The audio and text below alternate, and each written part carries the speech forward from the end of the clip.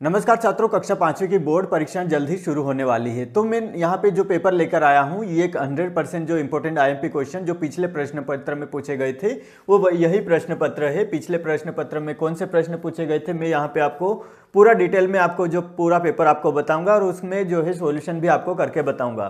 तो ये प्रश्न पत्र है 2023-24 का, जिसमें ये इस प्रकार के प्रश्न भी इस साल जो है पूछे जाएंगे आपको 2025-26 के पेपर में।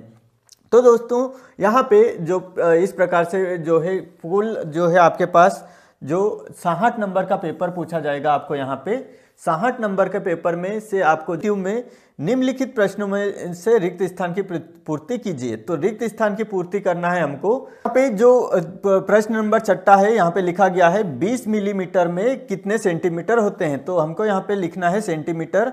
तो हमको पहले यहाँ पे देखना पड़ेगा कि हमारे पास मिलीमीटर किसे कहा जाता है। तो हमको यहाँ पे मिलीमीटर में आपको बता देता हूँ। ये हमारे पास एक स्केल है दो छात्रों।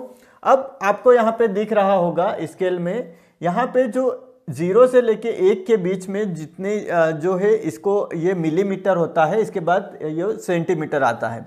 तो यहाँ पे जो 0 से लेके 1 तक कितने मिलीमीटर है, 10 मिलीमीटर है। 10 मिलीमीटर से मिलके 1 सेंटीमीटर बनता है। तो हमारे पास कितने दो छात्रों यहाँ पे मिलीमीटर है, 20 मिलीमीटर है। तो 10 और 10, 10 ये और 10 ये, 10 और 10 मिलीमीटर मिलके 20 मिलीमीटर बन गए, यानी कि 2 सेंटीमीटर।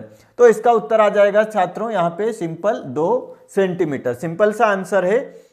अब आगे बढ़ते हैं छात्रों। यहाँ पे 4 सेंटीमीटर भुजा वाले वर्ग का क्षेत्रफल। अब वर्ग का क्षेत्रफल का सूत्र आपको याद होना चाहिए। जितने भी सूत्र है छात्रों आपको जो है याद हो जाने चाहिए। वर्ग का क्षेत्रफल, आयत का क्षेत्रफल, आयत का परिमाप, आयत का क्षेत्रफल, सभी के सूत्र आपको याद होने चाहिए। तो यहाँ पे वर्ग का क्षेत्रफल का सूत्र है वर्ग का क्षेत्रफल बराबर क्या होता है छात्रों, आपको पता होगा। वर्ग के क्षेत्रफल का सूत्र होता है भुजा गुणित भुजा, भुजा गुणित भुजा, या फिर हम बोल सकते हैं भुजा का वर्ग, भुजा का वर्ग।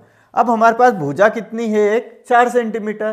तो सिंपल हम यहाँ पे भुजा की जगह हम 4 लिख देंगे और 4 का वर्ग कर देंगे। अब 4 का वर्ग तो 4 गुणित 4 लिख देते हैं हम, 4 गुणित 4, 4 चौक 16।